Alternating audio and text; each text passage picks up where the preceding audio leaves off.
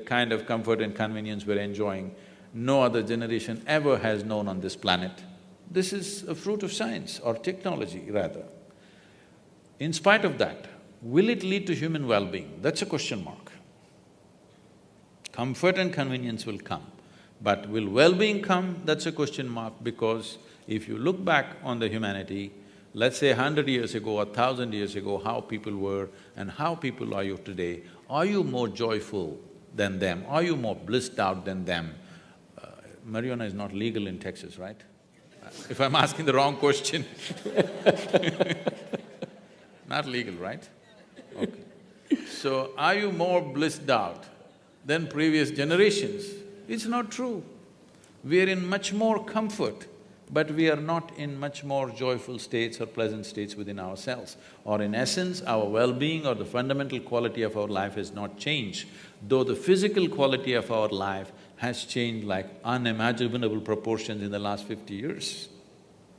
So, we are trying to approach everything through physical means. If you go through physical means, you will hit that glass wall somewhere. I think, in my perception, I'm not a scientist, I don't know all of it, but in my perception, I think the physicists are near the glass wall. They might not have hit it, they're near. That's the unknown question, right? We have no guarantee how far we'll get in science. And we may run… By glass wall, I assume you mean we run to a place where we say we can't go further. Where the present faculties will not be good enough. Present faculties of five senses and a brain will not be good enough. That we hit a long time ago. So for example, things like quantum physics, you can't understand it, but you can write it down in equations that make predictions accurate out to 14 decimal places. So we think it's pretty good, and we can build new things out of it, that we can see things much smaller and much farther away than we ever could before. We understand the wondrousness and the subtleness of everything around us much better than we did before. But the actual physics, a human can't understand. We just make tools to get where we need to go with it. So we've already hit that point. And certainly it's the case with the human brain, which is made up of almost 100 billion specialized cells with thousands of trillions of connections between them, and every second… I like the way you're saying it with the passion. Like some people are talking about food or something else. I'm a brainy instead of a foodie. You feed on the brain. Yeah. But the reason it's easy to be passionate about it is because it's a system of such unimaginable complexity that it bankrupts the language. We have no way that a human could perceive a system of that complexity, and yet each of us has it. There's this 3-pound organ that we're carrying around, but we've already hit that point a long time ago in science where we realize we can make new strains of mathematics, we can make computer simulations, but we'll never get it. I'll never get the brain. All I can do is take the way that you explained the 16 aspects of the mind, you simplified it down to 4. The best I can do is take the thousands of trillions of connections in the brain and make some cartoony model that my impoverished intellect can sort of get a sense of. They're building a simulator, brain simulator, Yeah. Andrew Markram is busy building this simulated brain. All that is fine. We are looking at the physical mechanics of what's happening. The complexity of what's happening is beyond the physical mechanics.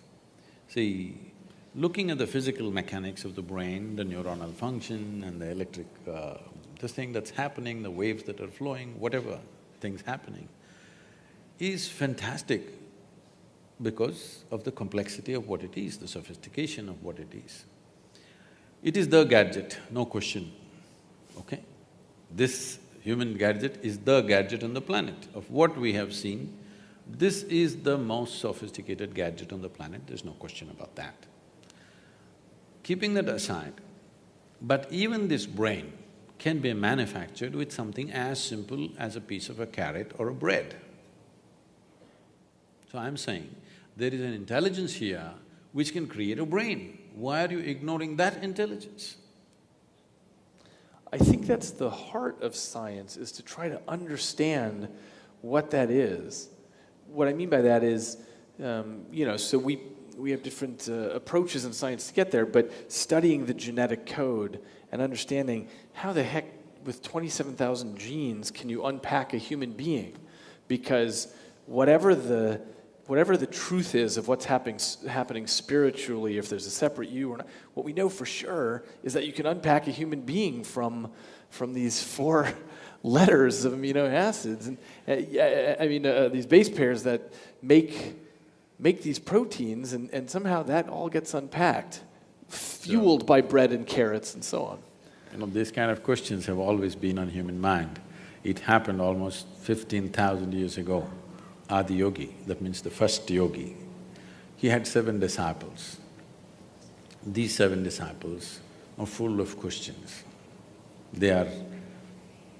Some of them are astronomers, some of them are serious mathematicians, things like this. They have 1,000,000 questions. After some time, Adi Yogi is bored with their questions because whatever they ask, it's just a product of their intellect. They're not able to ask a question beyond that. So they ask, what is the nature of this, your cosmos? Where does it begin? Where does it end? How big is it? He's just bored. So he says, your cosmos, I can pack it into your mustard seed. The entire cosmos, I can pack it into your mustard seed, he said. Then they were flabbergasted by this. Then they said, what is it made of? If you can pack such a huge cosmos, which we can't even imagine where it begins and where it ends into your mustard seed, what is it made of? He was completely bored, even not to utter a word, he simply said like this, 5 elements. Just these 5 elements, the entire universe is a play of these 5 elements. If you master the 5 elements, you have a key to every aspect of creation. If you don't master the 5 elements, if you approach it from outside, as you approach it, it will take on 1,000,000,000,000 new forms. As you try to study it, it can take on 1,000,000,000,000 new forms as you're looking at it, because that is what it is capable of. Just 5 things. 5,000,000 things would be difficult. 5, I'm sure you and me can study, isn't it? At least I'm capable of 5. You're talking in millions and billions, but I'm 5. Are you going to tell me what the 5 are? Huh? Are you going to tell me what the 5 elements are? These 5 elements, it's called earth, fire, water, air, space. These are 5 things. Maybe. Maybe that'll work in the end. Everything is just within this. Everything that you call as physical creation has substance of some kind. This is earth. And all of it is in movement, that's called air. All of it ascribes to some temperature, that is fire. And in everything there is water, which is the cohesiveness. If there is no water, there is no cohesiveness in anything. And all of it is held together by what we call as Akash. Here we're calling it as space. In English language, it doesn't really describe what we are saying, but it's called Akash. Maybe a more closer word in English language would be ether, etheric space or whatever they're calling it as. Okay. So, these are the 5 things, whether an atom or a subatomic particle, everything is made of these 5 things. So you don't have to study the trillions of things which are manifestations of these 5. If you understand these 5 things, if you have grasp over these 5 things, then everything becomes accessible. So the fundamental, the most basic process, unfortunately, the word yoga conjures completely wrong images in America. The most fundamental aspect of yoga is called Bhuta Shuddhi. This means cleansing of the elements so that you can feel them separately in your own system. This very body is 72% water and 12% earth, 6% air, 4% fire, remaining is space. If you take charge of these things, what you need to know, everything that is life is here, because modern physicists are saying, as you sit here, every subatomic particle is in communication with the rest of the cosmos. If it is so, you just have to become alive to it. You just have to become receptive to it. Rather than going around the cosmos and studying, if you sit here, it's reverberating because The nature, I think there is some constructional theory, something coming up in California, I don't know, you must be acquainted with these things.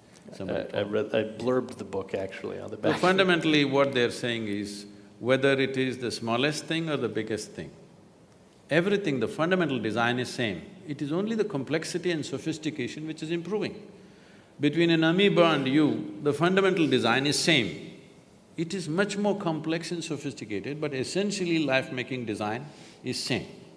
So if it is so, the most fundamental materials which make this life and every other physical aspect of what we see in this creation, if we know the ingredients and how they happen, then you have a key to every aspect of life. But if you try to study the creation itself, as you study, they will multiply into billions and trillions. It seems it might depend what your goal is. So if you want to create a drug for cancer or build a helicopter, you need to do something with those five elements or break the world. So it's not about exploration, it's about utility. What is the use of life? Let me ask you a question. I would love to know. I've wondered that question. And I get it that science isn't getting me there. I mean, I've been in science my whole adult life, but I don't know. I get much more towards that question when I read literature, which was my first love before I went to science. So I take the point that science doesn't help me on that front at all. What would you say? I've wondered what the point is. No, when we're looking at everything as… See, right now, this is an unfortunate reality which is… doesn't agree with my aesthetics of life. Right now, science has moved from an exploratory process to an exploitative process. If you see an atom, how to use it. If you see a bacteria, how to use it. If you see an elephant, how to use it. If you use a whale, how to use it. Of course, the next thing is if you see a human being, how to use them. This is where it's going. Everything, how to use it. This is not what life is about. You may get to know how to use every damn thing, but still, life won't get any better. If you know how to keep this one, life will get better, believe me. If you just know how to sit here blissed out, life will get better.